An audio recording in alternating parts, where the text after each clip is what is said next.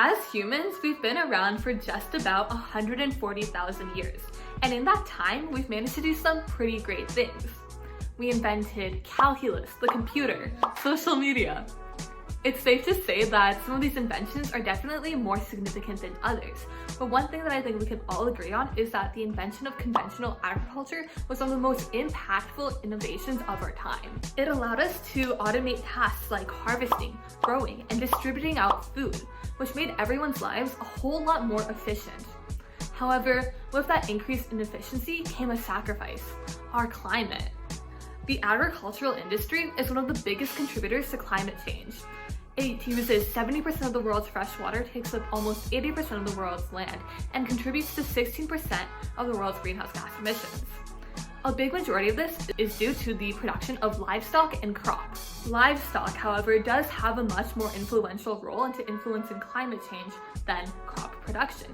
And because of this, people are looking into different ways to produce protein and get that same effect of nutrition without having to use the cattle, the chickens, or the turkeys. Two interesting solutions that have been getting a lot of attention recently are plant-based meats and lab-grown meat. Let's break each one of these down. As the name suggests, plant-based meat is simply meat made from plant components. They're able to use a variety of heating, cooling, and pressure techniques in order to mimic the textures of conventional meat products. There is some concern and some questions about replicating the texture of meat to a perfect extent with plant-based sources though. You see, plants and animals are very different because of one key component: muscles. This is why when you eat meat and when you eat plants, you can tell that there's a clear difference. The meat is definitely more chewy while the plants are more crunchy. The problem with this is that when people are creating these plant-based burgers, it's a lot harder to replicate that chewy texture when the nature of the plant is not to be chewy. Researchers are trying to find a way to get over this by introducing different plant-based protein sources, such as chickpeas. Plant-based burgers and other meat products do still look like conventional meat products, and this is because researchers have developed a variety of techniques in order to help mimic that conventional red color we see in beef and other red meats. They do this in a variety of ways. However, two popular options are using beet extracts to help give that red color and leg hemoglobin, which is produced with the help of genetically modified yeast. Leg hemoglobin is an oxygen transport molecule that helps transfer oxygen around different legumes. This is pretty much the equivalent to myoglobin, which helps transport oxygen around muscle cells in animals such as cattle.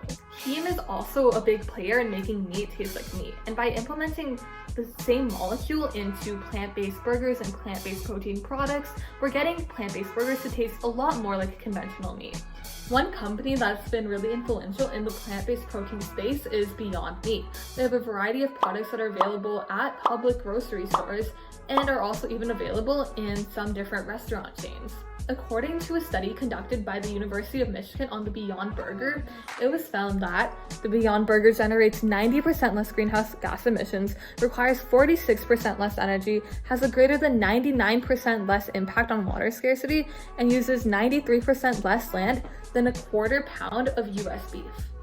Cultured meat is a bit different than plant-based meat in the sense that rather than having a lot of its components come from a farm, it's actually being grown in vitro through cell cultures in a lab.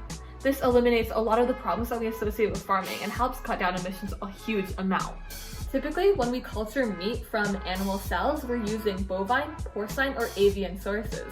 Then a process which can be essentially boiled down into four main steps occurs. First, the stem cells are extracted from that bovine, avian, or porcine source. After that, we take a growth medium, which is formulated with serum made from animal blood or recombinant growth factors, and we use it to grow that stem cell into an actual muscle.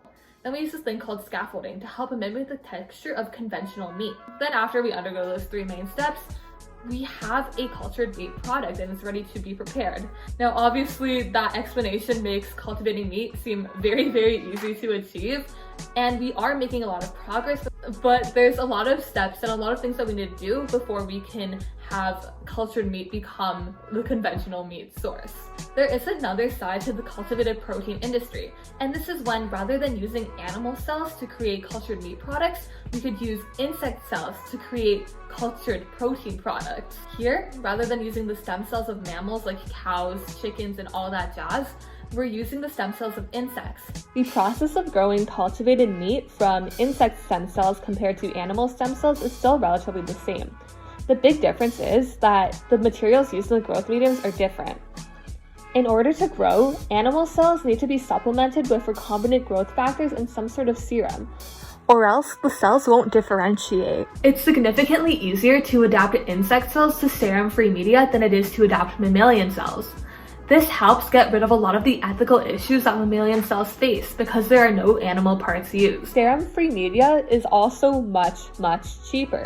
An analysis done in 2017 by the Good Food Institute on the Essential 8 medium, a popular mammalian cell medium, found that these recombinant proteins account for over 99% of the price. Since these insect cells are more easily adapted to that serum-free media, it also means they don't require recombinant proteins, which helps drive down the cost a lot. This is especially important to consider when we're trying to scale the production of insect cell-based protein, because we want to make sure that the media is as low cost as possible. So when we talk about cellular agriculture and these cultured proteins, it's kind of hard to determine whether or not it is actually environmentally sustainable. While it does definitely take up less resources with 99% less freshwater use, 96% less land use, and 80% less greenhouse gases emitted, it does require a lot of energy. And so some scientists are skeptical and believe that these energy costs are actually going to be worse for the environment. However, right now, there's just not enough information out there to completely make a concrete decision on whether or not cultured meat is 100% an environmentally sustainable choice. However, if more time and research is dedicated into researching cultivated meat and how we can optimize and maximize off of the energy we currently are using, we can definitely bring down the amount and make it a much more environmentally viable option. Let's talk money. Right now, both cultured and plant-based meats are more expensive for consumers to invest in. However, there are a couple differences, and that's what we're going to be highlighting right now. Plant-based meats generally are already out in market, with producers like Beyond Meat and Impossible Foods really dominating the industries. Currently, plant-based meats are more expensive for consumers. However, this is because there's a huge demand for plant-based meats, and producers are able to mark up the prices since they are not even able to meet up with the demand that is being brought to them. Eventually, we could definitely see plant-based meats becoming cost competitive or equivalent to the cost of conventional meat. Right now, because the plant-based meat market is relatively new, companies really want to maximize their profit so that they can invest into research and design, ingredient costs, and things like this. The market values of both of these alternatives have the potential and are already huge. The plant-based meat market is expected to grow with a CAGR of 15% from 2019, reaching a value of $27.9 billion USD just by 2025. Currently, there are no publicly traded cultured meat companies. However, the clean meat market is huge. And while cultivated meat is a relatively new concept, startups are raising a lot of money already. For example, Memphis Meats, which aims to produce lab-grown burgers and things like that, has raised over $180 million USD so far. Would you ever consider eating meat that's grown in a lab? That's a question that's been on the minds of a lot of cultivated meat professionals for the last couple of years. A survey conducted by Michigan State University of 2,100 applicants found some results regarding consumer perception in cultivated protein. In general, those under 40 were much more likely to say that they would try cultivated meat. Significantly, 18 to 29-year-olds were 5 times more likely, or around 51%, to purchase cultivated meat products over their counterparts 55 and over, which was around 11%. College graduates were much more likely to say that they would buy cultured meat products at around 44%. Meanwhile, only 24% of individuals without a degree said that they would purchase cultured meat. In general, the trend seems to be that the younger you are, the more likely you are to purchase cultured meat products. And from my own experience, I can definitely see this being true. I was talking to my aunt the other day, and she's around 70 years old. I was just telling her about cultured proteins and how we can lower the price of the mediums that we use to grow them. Her first comment after I gave her this long rant was that she would never eat meat from a lab. But when I've talked to my friends about it and people who are more in my age group, they're super excited about the possibility of being able to do this and would definitely be down to try it. Plant-based meat definitely has much less stigma around it than cultivated meat. From talking to people, I can say that this is mainly because plants are found more naturally, they grow in the ground, and so people are more used to them. In addition, they're also perceived as more healthy. Approximately 70% of consumers believe that protein sources from plants are the healthiest alternative. And stats like this really help add to that plant-based protein movement and add more fuel to it. 4 out of every 10 consumers believes that protein source coming from a plant is significantly more healthy than one that comes from meat or something that is not a vegetable or other type of crop. Ultimately, the choice as to whether you should consume plant-based protein or cultivated protein once it is in market is ultimately up to you. Both have their pros, both have their cons, but they both offer the promise of really helping change our agricultural systems for the better into a more sustainable and clean future. These aren't the only innovations happening in the food tech industry as well. We're seeing innovation happen in the fungi space, in the vertical farming space, in the aquaponics space, and so much more. As consumers, it's up to us to be very conscious of the products we choose to consume. And while it may seem a bit jarring to completely shift away from the meat we've grown used to, we need to realize that this is a decision that we need to be making. Plant-based meats and cultivated proteins are more ethical, have the promise of being much more sustainable, and are really helping us shift over to an entirely new world of agriculture, where the emissions that we see coming from the cultivation of cattle, livestock, and crops are much more minimized, where we could potentially feed a population of 10 billion people, which is expected to be our global population at 2050.